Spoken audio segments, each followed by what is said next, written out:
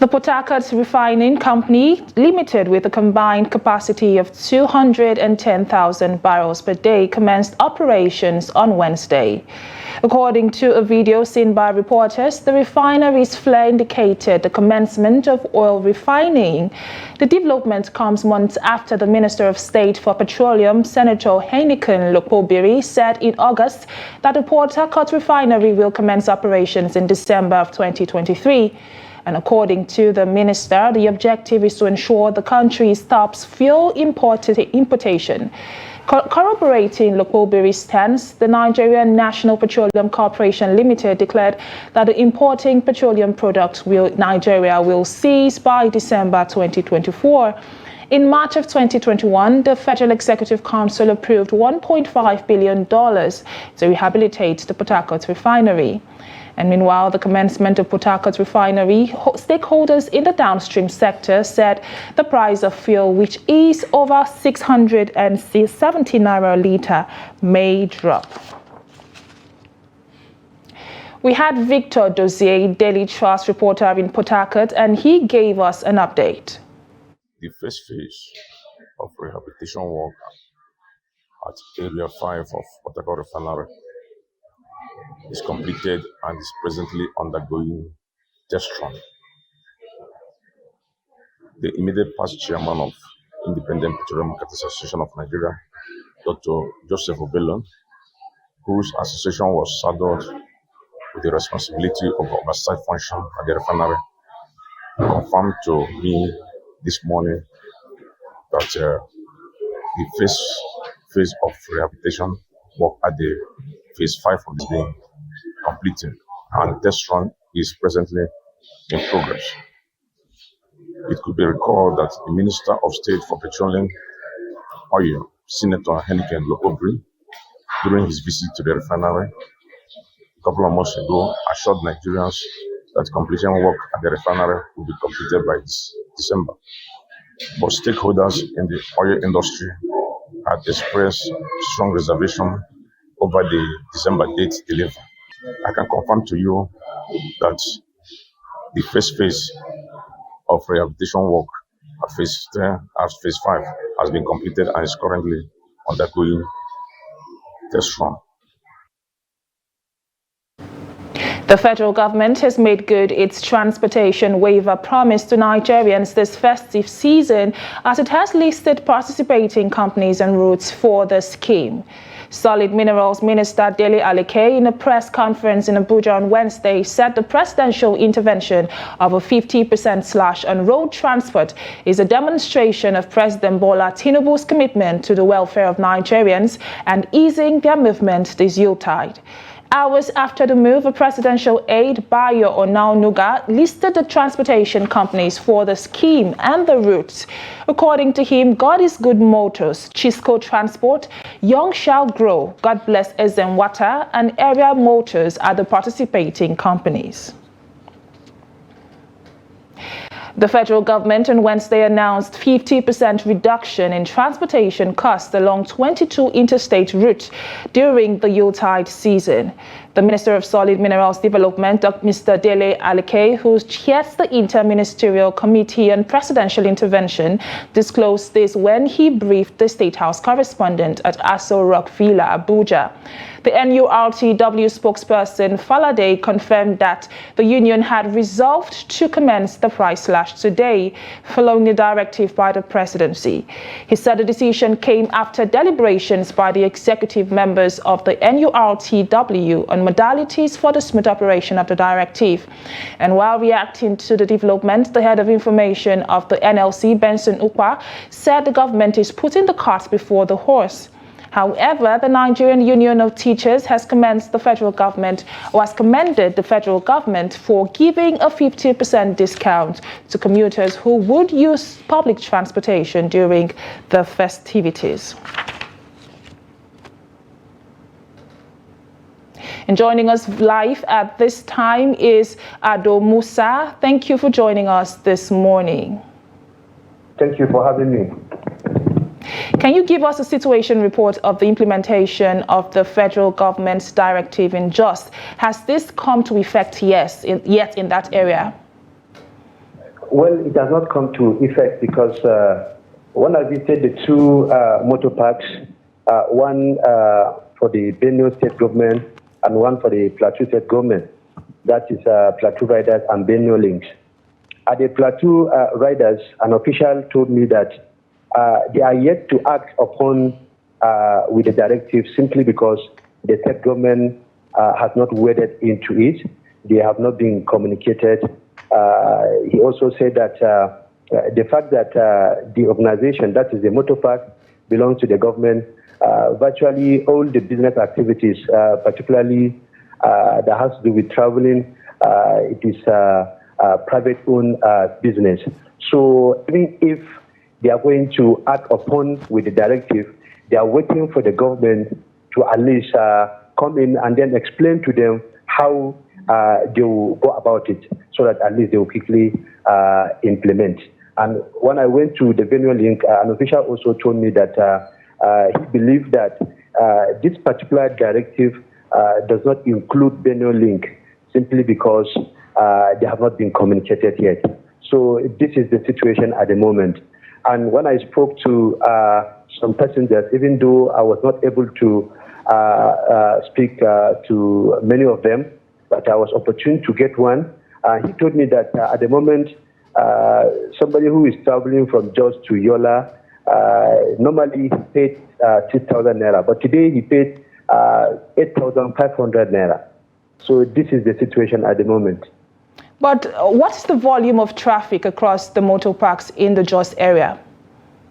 Honestly, there is traffic because even at the station, you see passengers complaining that there have not been a sufficient vehicle to convey them to their destination. When I also inquire about that particular situation from an official, he also told me that because of the high in price of petroleum, that is what now prevents many motorists to come to the station for the services. Thank you, Musa, for that update this afternoon. Thank you very much. And moving on now, ahead of the festive period, the Federal Road Safety Corps will temporarily open the Amobia-Anambra State sections of the partially completed Enugu-Onitsha dual carriageway. The dual carriageway, which connects Anambra and other southeast states, was open to ease traffic flow through the region from the southeast commuters traveling during the season. And there has been a high influx of traffic along the Onitsha carriageway, resulting in gridlock because of the Yuletide season. Hence the need to open and to decongest the traffic and make traveling seamless for road users.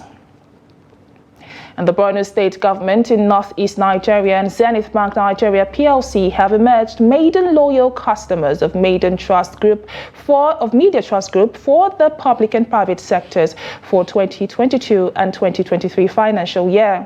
The winners alongside awardees in the long service, integrity, innovation and excellence categories were unveiled at this year's 2022's Long Service and Chairman's Awards night at the company's corporate headquarters in Abuja. Trust TV's Shafiu Suleiman reports. Behold, here comes the maiden awardees for the Chairman's Loyal Customers Award 2022-2023 and their exceptional and captivating profiles. The integrity, excellence, long service and innovation awardees were next to receive their various laurels. I can't win this alone. We all won it together, and I'm very grateful. But I feel very elated and happy that hard work really pays. The award came in what I would like to describe as unexpected, because I came to the hall not expecting that I would win. But alhamdulillah, I won and I'm happy. It's something that is amazing. And it's just like telling us that to sit up and to not let any stone unturned in terms of any aspect of human endeavor. Earlier speaking on behalf of the Board of Directors, as Chairman, Kabir Yusuf speaks on the imperative of the annual recognitions despite the current economic realities in the country. Against the trend in the economy, We have actually even tried to improve the salary of especially our junior staff. I think Hajia knows this. We have tried to improve allowances for traveling. Maybe this is something you don't know. We just took the decision. We are still trying to do small things that we hope will make life a little easier for you. So in spite of the difficulties, we want to show that we appreciate. This is your company. If we don't succeed in what we are doing, all of us will be worse off for it. Company directors, members of the executive management, staff, awardees and other well-wishers were at hand to witness this year's Media Trust Awards night, which ended with a sumptuous dinner. Shafiu Suleiman, Trust TV News, Abuja. The remains of a former Chief of Army Staff, Chris Ali, was laid to rest at the National Military Cemetery in Abuja on Wednesday. In his remarks at the funeral, the Minister of Defense, Mohammed Badaru, who represented by the Chief of Defense Staff, General Christopher Musa, said the former Chief of Army Staff achieved significant influence on professionalizing and repositioning the Army to be a force to reckon with in both regional and global scenes. The Chief of Army Staff, Taurid Lagbaja, said the late Ali had demonstrated passion and devotion to duty throughout his lifetime, which was characterized by love for country and service to humanity. The Army Chief said Ali exhibited and unraveled a sense of duty and dedication to service, and his love and passion were evident in all he did. Kogi State Governor Yahaya Bello, Chief of Defense Staff General Gabriel Musa were among the dignitaries that attended the funeral. Ali, a retired Major General, died at the age of 79 in Lagos on November the 19th. He was Nigeria's 15th Chief of Army Staff from 1993 to 1994 under the late head of state Sani Abacha. He also served as the military governor of Plateau State from August 1985 to 1986 during the military regime of President Ibrahim Babangida, as well as interim administrator of Plateau in 2004 under the civilian administration of President Olusegun Obasanjo. And this is Trust News Update, still to come after the break. Timber traders shut down operations over extortion claims. More news when we return, do stay tuned. Are you interested in the latest news and developments in Nigerian politics, policy, governance and other critical national issues? Look no further than Daily Politics on Trust TV. Our panel of experts and key people in government provide in-depth analysis and commentary on the biggest stories in Nigerian politics. And 33.3 million Nigerians are suffering from multidimensional poverty. It's a much calmer Buhari than the Buhari who was in the khaki uniform. Naira to Naira exchange rate is higher anywhere in the world. The Naira is higher than dollar exchange rate. So you want to please central bank governor you're doing, you must do it fast. Number of casualties we have had, we shouldn't have had. Security as far as Nigeria is concerned, we have wronged. From the inner workings of government to the latest on legislation, rule of law, implementation and democracy, we have you covered. Don't miss out on the latest political news and discussion. Tune in to Daily Politics, weekdays on Trust TV, your source for reliable and unbiased coverage of Nigerian politics. To Jackpot for more fun. This season, there are loads of exciting content. Enjoy all the drama, intrigue, suspense, and romance in a wide range of telenovela series, Nollywood movies, Bollywood, kiddies program, and introducing our new kiddies channel, Booing. After 5 years of waiting, the Nigeria Premier Football League is finally back, live and exclusively on Star Times. Enjoy more this season with our Jackpot promo. Recharge 2 months on Classic or Super Bouquet and get 14 days free. Or recharge 2 months and get upgraded to a higher bouquet. Wow! Recharge now and Jackpot for more fun and stand a chance to win Sundial TV and other fantastic gifts. Offer runs till January 20, 2024. Terms and conditions apply. Star Times. Entertain your family.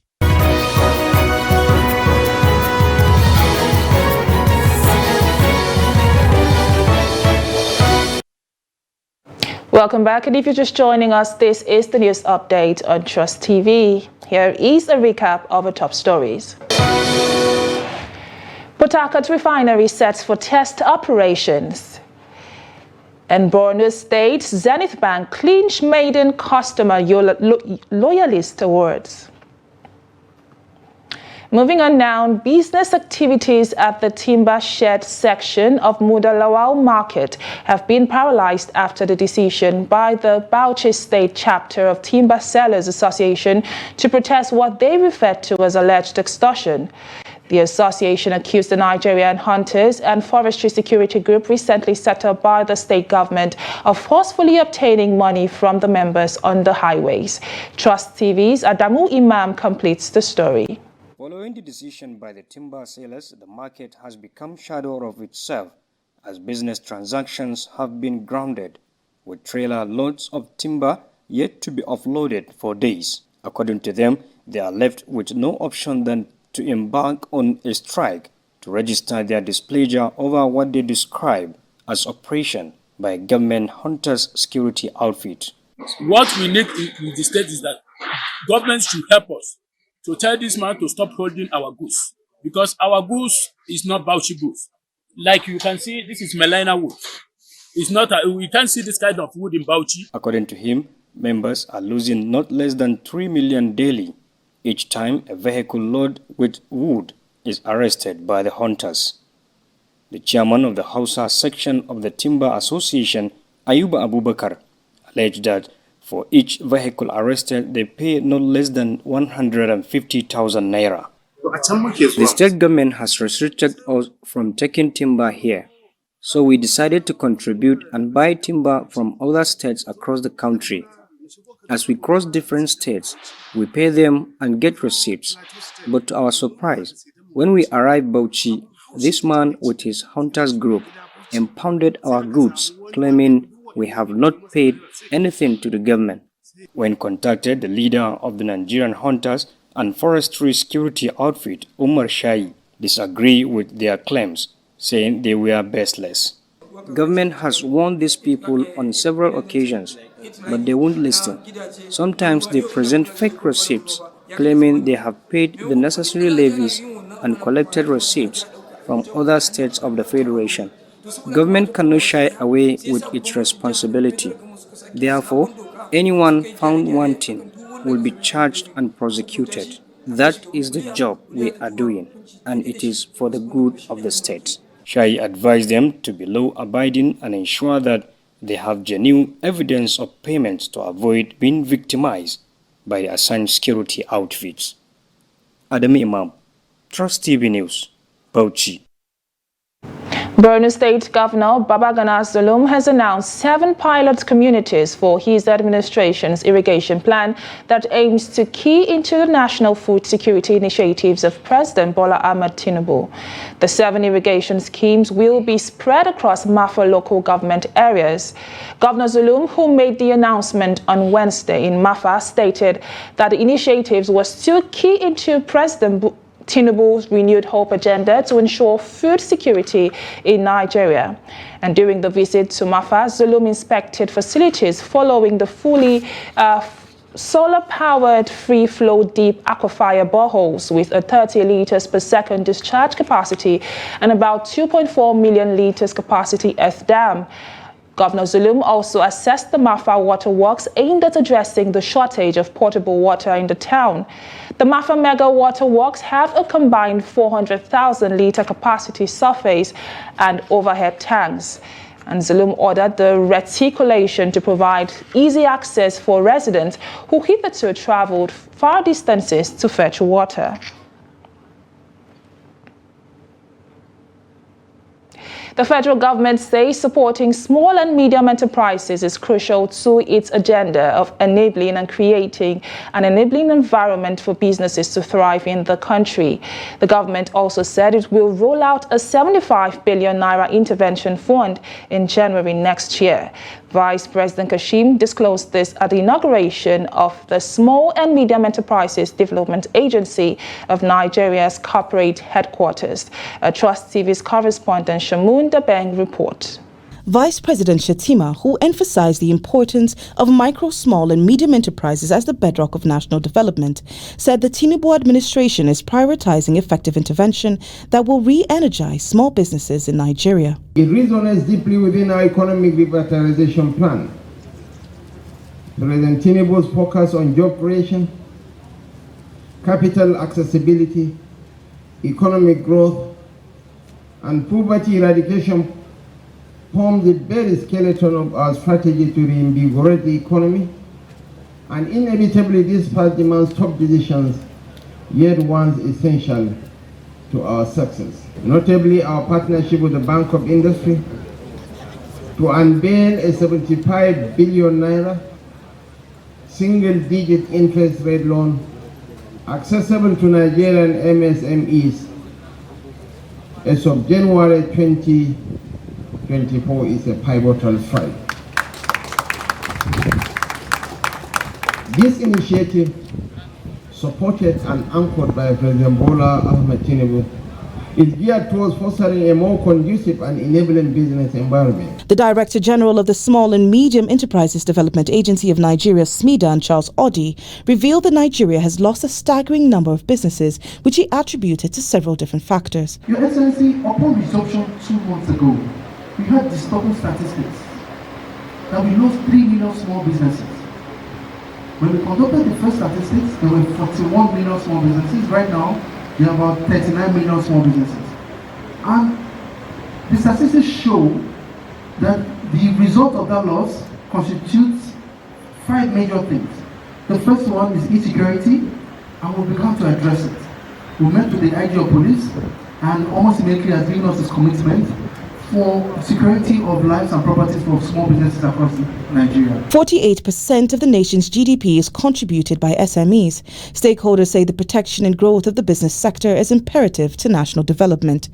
Chamun Dabeng, Trust TV News, Abuja.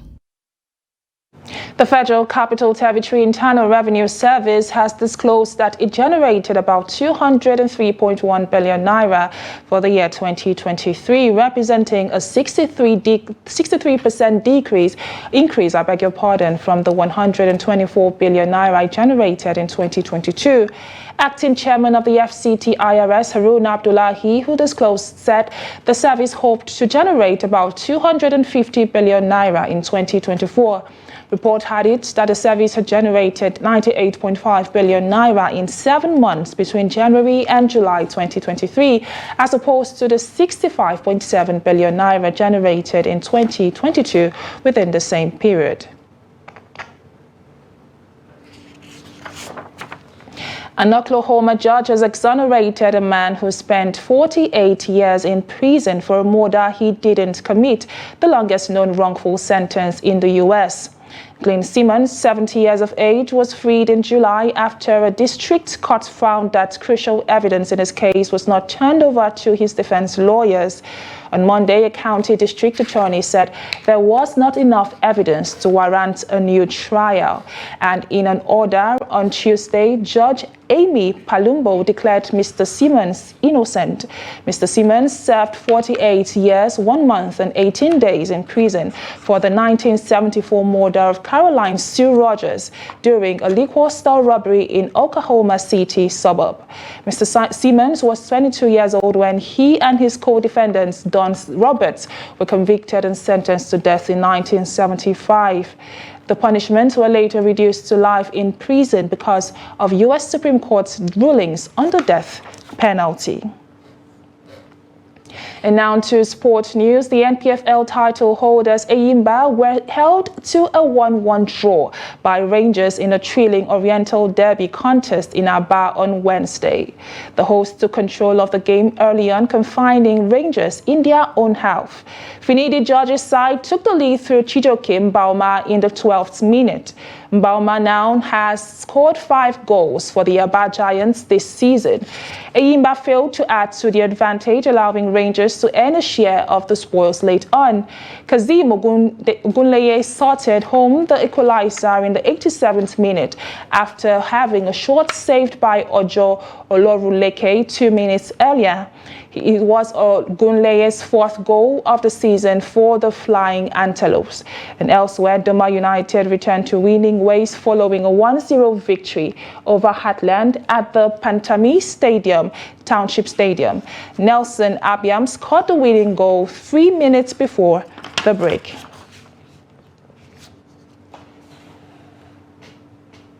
And with that, we've come to the end of News Update on Trust TV. Do well to follow us across all the social media platforms for more on news, documentaries, and programs. My name is Chiamaka Nendu. Thank you for watching.